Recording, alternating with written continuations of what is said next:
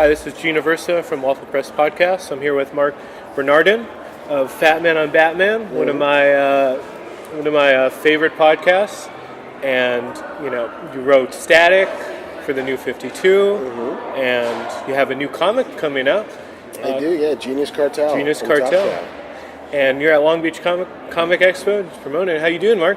I'm doing great, man. I'm at a comic convention on a Sunday. Like this is church for me. Yeah, definitely. Any cool cosplays you've seen? I saw a dude on the floor today dressed as Aladdin. Okay. With a floating carpet. Like I think he had like a hoverboard underneath it. Yeah. So just coasting on the convention floor is pretty sweet. I saw a great Shuri yesterday. Oh, that's awesome. Which was kind of great. Did she have the... She had the Panther guns and everything. Yeah, sweet. she killed it. Mm-hmm. But yeah, it's been a pretty good show so far.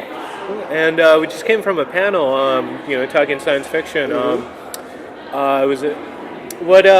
Did you put together the panel, or? I did not. They invited me to be on it. I wish I could tell you why. Okay. But I'm always one to accept an invitation if it does not seem to involve peril. Of course. And so talking about a thing that I love in front of people who also love it. That's a good time. Definitely. And Marc, just jumping right into it, it's been a crazy weekend. Black Panther came out, of course. You got to see it early, of course. I did, yeah. And I've seen it 3 times now. 3 times, jeez. And can you just to recap, just your quick thoughts on the film? There is so much to love about this movie. There's the difference, the divide in this film, in my mind, was always what it is versus what it means. Right. And what it means, I mean, as anybody who's been on the internet for the past 3 days can tell, is it is this kind of watershed moment in terms of representation in Hollywood, in terms of who gets to tell their own stories in Hollywood, and who gets the resources to tell stories at this scale in Hollywood. And in Black Panther, you see the biggest version of all of those things to date. A $200 million movie written and directed by black guys with an incredibly diverse crew. Women in most of the positions, the director of photography, the design director, costume director, all of those are women. Editors are women. Ryan Coogler's a black dude from Oakland. All getting to tell the story of black excellence. And to say that it means everything is even still a little bit shy of that. And what it is it's a really good movie. Like any movie, it has its flaws. Yeah. But the things that it does right vastly outweigh the things that it doesn't get quite there on. Yeah, for sure. And I love the film, but T'Challa is one of my favorite characters in the Marvel universe. And to see him on film was it was a great story. But just elaborating on what you said on representation, how was it? We all know this is like a game changer. What are your thoughts on like the kind of the effects you're seeing right now to the motion picture industry towards like representation or people of color? I mean, it's a little early to say. Even though we had started to get a sense for what Black Panther was going to be when the first trailers dropped, and the response to those trailers was so universally just raves for it. But this weekend being what it is, $212 million. Excuse me, something like that. It'll be the next month, the next 2 months, where we start to see, okay, what kind of things are being put into development? What kind of scripts are being bought? What kind of directing opportunities are there where it's not just like, find me a nice white guy in a baseball cap. Let's broaden our horizons. Let's widen our gaze. So like the immediate future is going to be a lot of like, hey, this is amazing, this is awesome. But the question is going to be, is it a thing we can sustain? Yeah, definitely. And we'll have to see in the coming months, but I have a good feeling.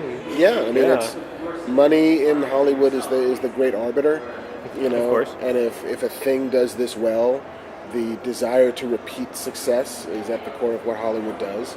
And so if you look at all of the elements of this movie, there's a way to replicate this. There's a way, and not to say everybody's going to have a black superhero movie, but the idea that if you let people tell their stories and you empower them to tell them at the scale they require, you have a chance to reap some of this reward. Right. And different kind of film, but as a Hispanic person, seeing Coco, and they brought on a lot of Hispanic writers, that really touched, me as a Hispanic person, and, was, very appreciative that when, Hollywood listens to people and, lets their story be told, it's a great feeling. Yeah, I mean, Wonder Woman was the sort of beginning of what feels like a representational movement of, like, let Patty Jenkins tell the story of a female superhero, and let's center her in this movie in a way that is not in response to or adjoining with a male hero at her side. Yeah. Like, Steve Trevor is her sidekick at best. On his good day. On his good day. And later on this year, we're going to see Wrinkle in Time by Ava DuVernay, which is, again, centering a biracial kid in the middle of what feels to be a giant fantasy story. You can see Crazy Rich Asians in August, which, Asian writer-director, Asian cast, Ocean's 8. Let's take this thing that people seem to know and love and recognize and just, it's going to be about ladies robbing the Met Ball. Yeah. All of these things feel as if they're coming at the right time, to help extend this conversation and help push, not even to say it's an agenda, just to say, like, listen, guys, the world is not as entirely as it has been to you or everybody else. No, I totally agree. And there's money in them, there are hills. Yeah, definitely. And just one last thing on Black Panther. What did the character mean to you growing up?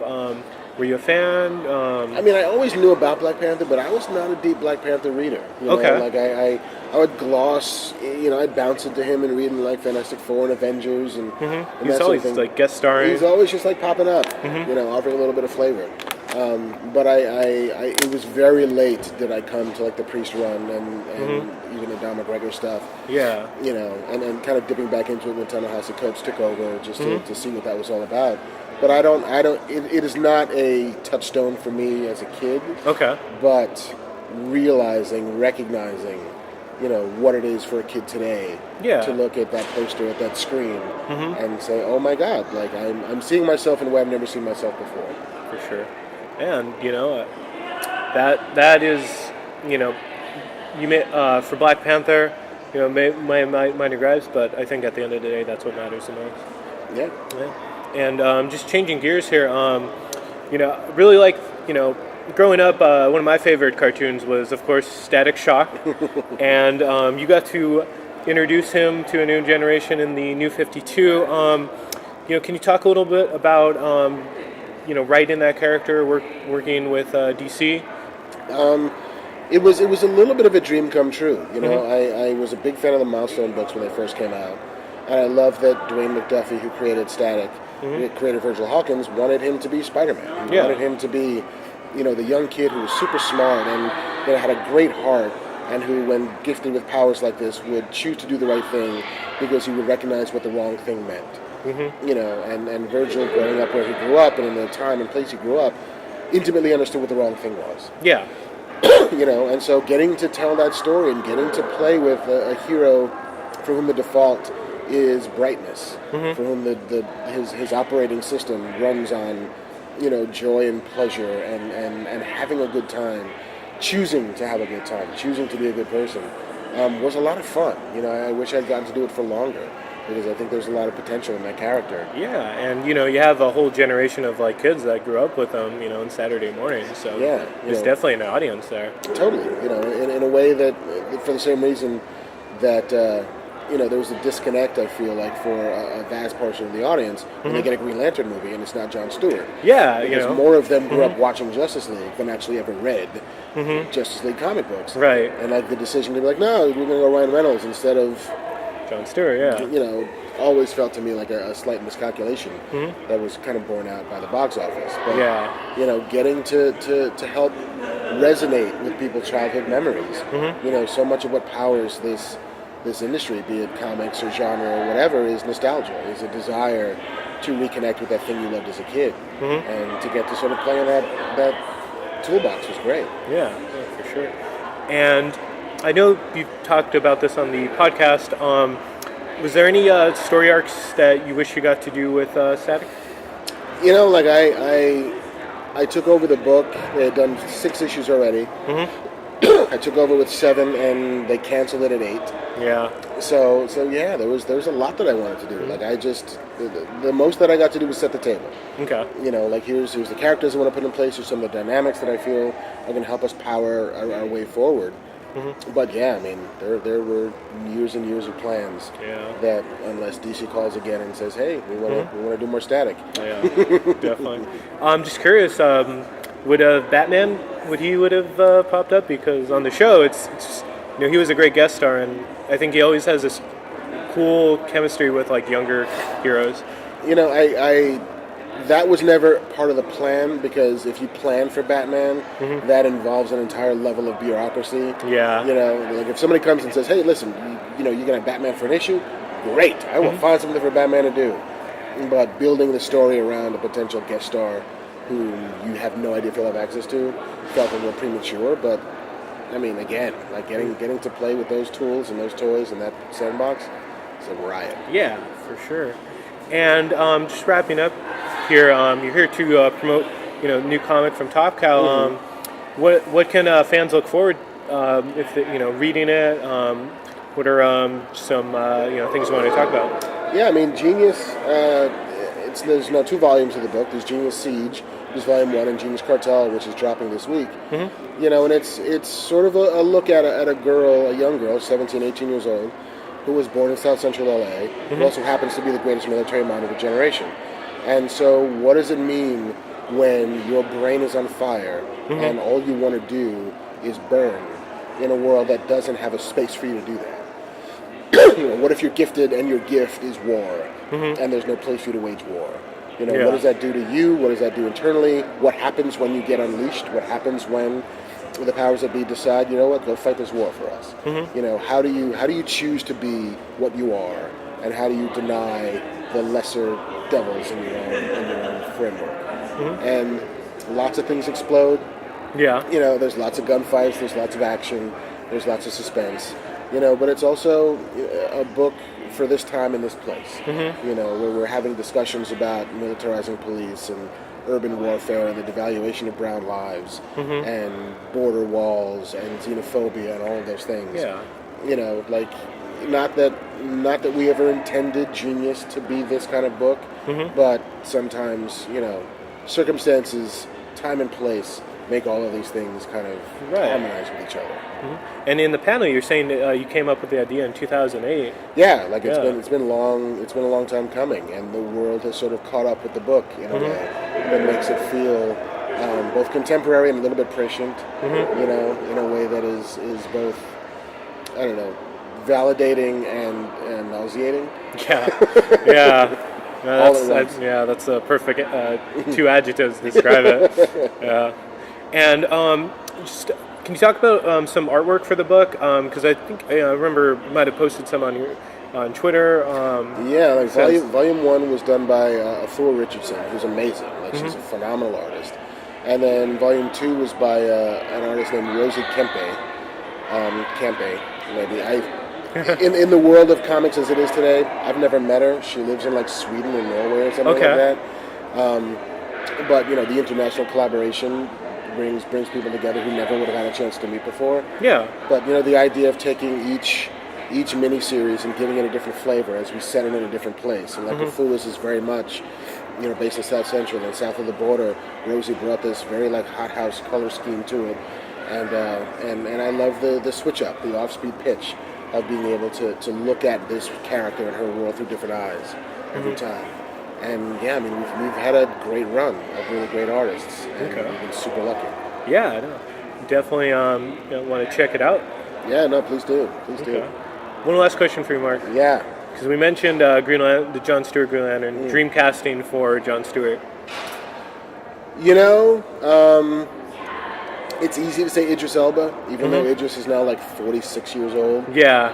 Probably a little too old to be John Stewart, unless it's Murtaugh John Stewart from Lethal Weapon. I'm too old for this. But I think there's a world in which Henry Simmons, who plays Mac on Agents of S.H.I.E.L.D., who I like quite a bit. There's a guy named Damien Poitier, who was the original Thanos. Oh, that's right. He had one smile, and you never saw him again. Actually, he does pop up in Civil War. Oh, okay. That's right. He just. You know, but I think he's a fantastic actor who has a great sense of humor, who could bring that to life. But yeah, I mean, there's enough brothers out there that you can find one who'll kill it. Oh, for sure. Yeah, I could definitely see that. And Mark, where can people find you at? Twitter and Instagram? Yeah, Twitter, Instagram, it's just my name, Marc Bernardin with a C.